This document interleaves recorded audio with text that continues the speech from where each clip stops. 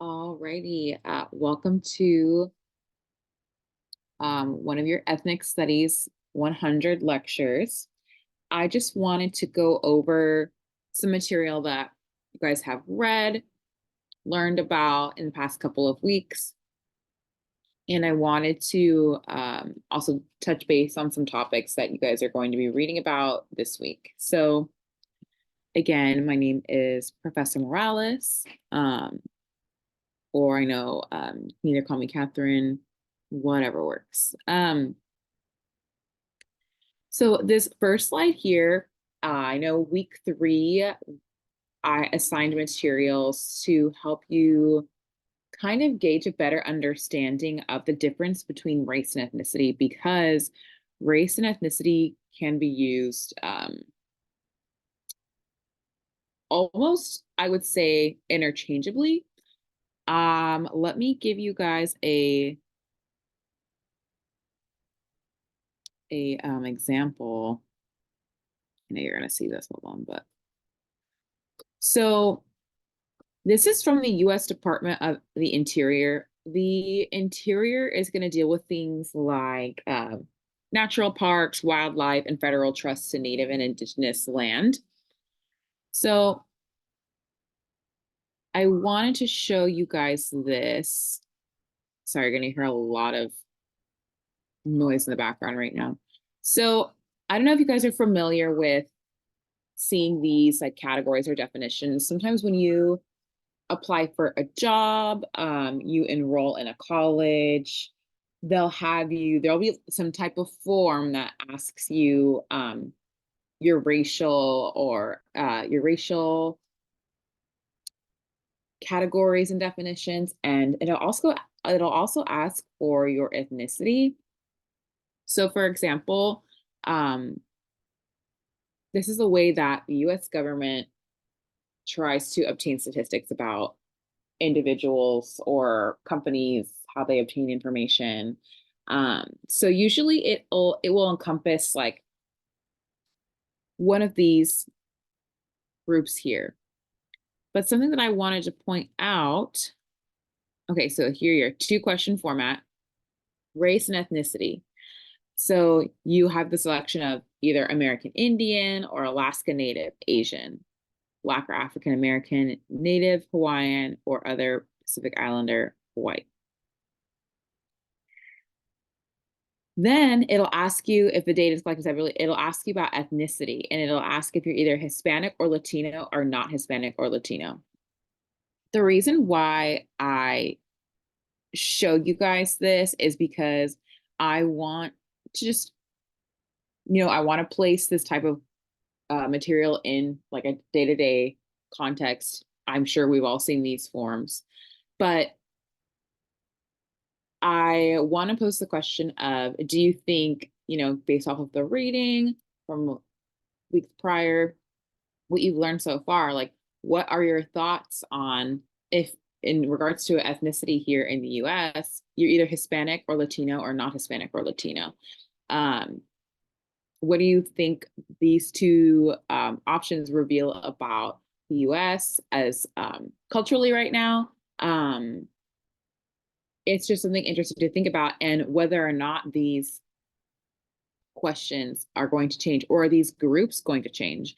And this is something that over the duration of this course, I hope to point out, not only as you learn the history of immigrants in the US, indigenous Americans, and their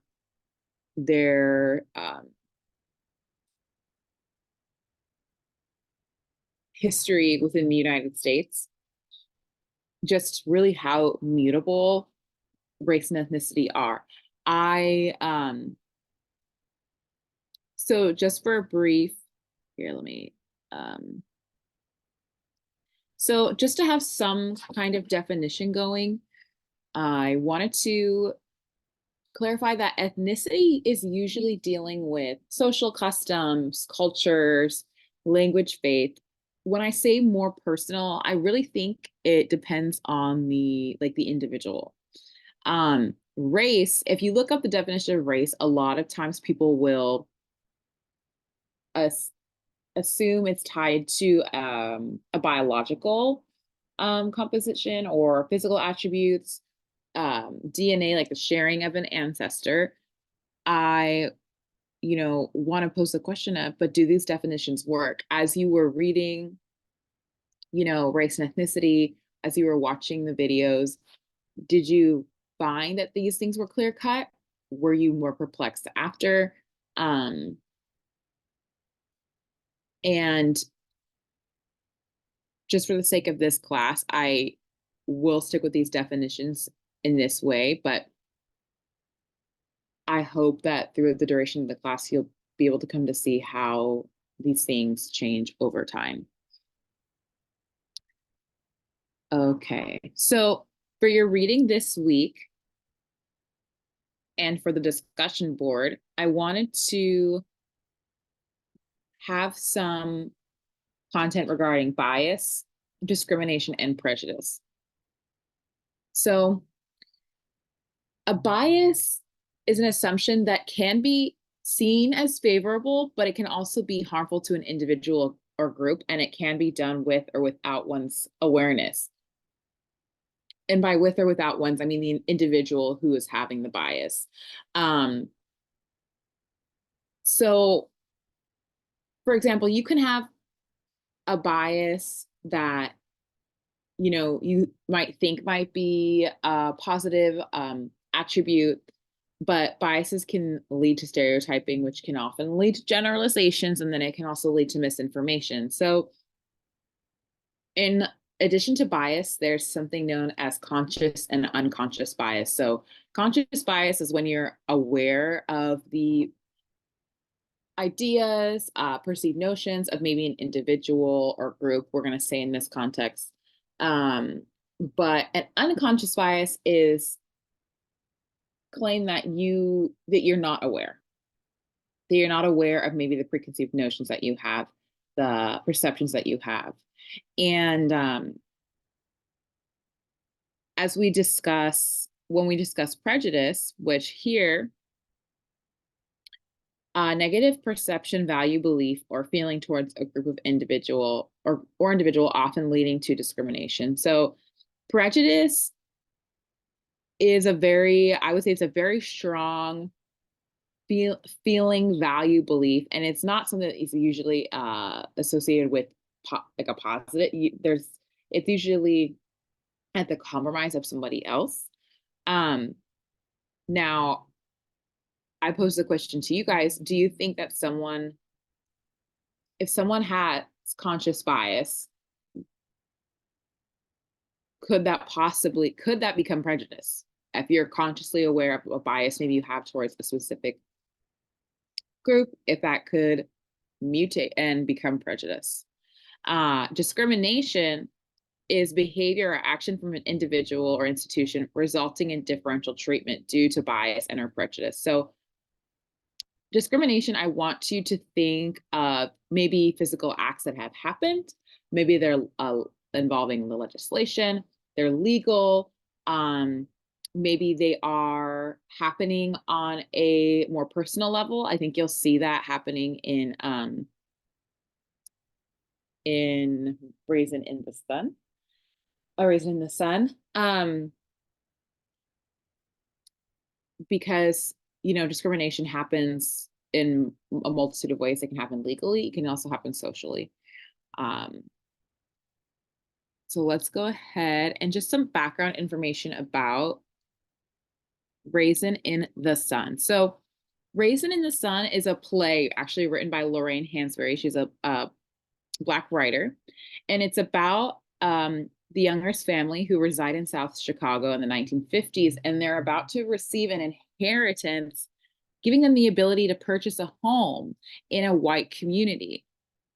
So as you think about the 1950s, so we're starting to approach the civil rights era, and this is a little before King. So we haven't had things happen like the Fair Housing Act, where people aren't allowed to discriminate against people of color should they choose to move into specific areas and homes. Of course, there are ways that these barriers are still upheld today.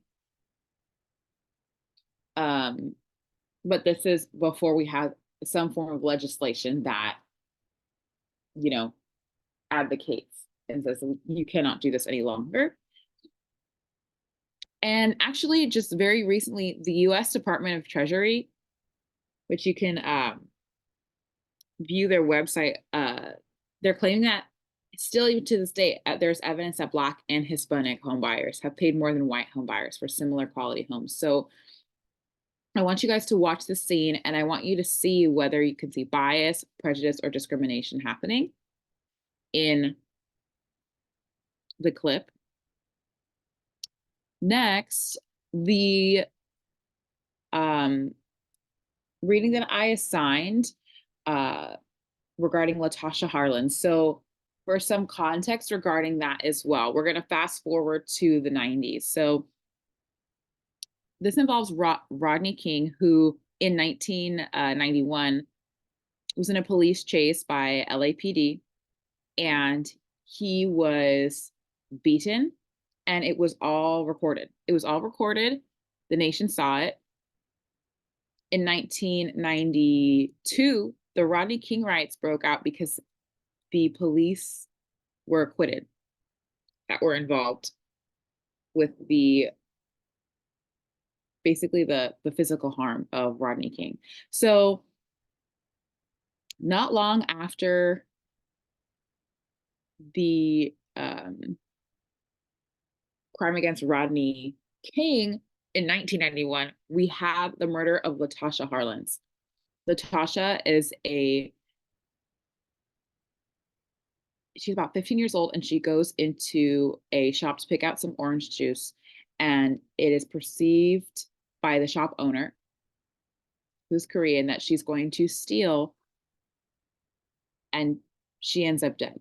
She ends up being shot. So I wanted to place that, give you some more information regarding that as well. And then when we flash forward to 1992 with the Rodney King riots and people rioting in Los Angeles, I want you guys to think about other moments in history where people have experienced maybe brutality and it has sparked a nationwide movement. This is not the first time, if you guys think back to COVID 2020, where a person of color, a Black man, was harmed on camera, and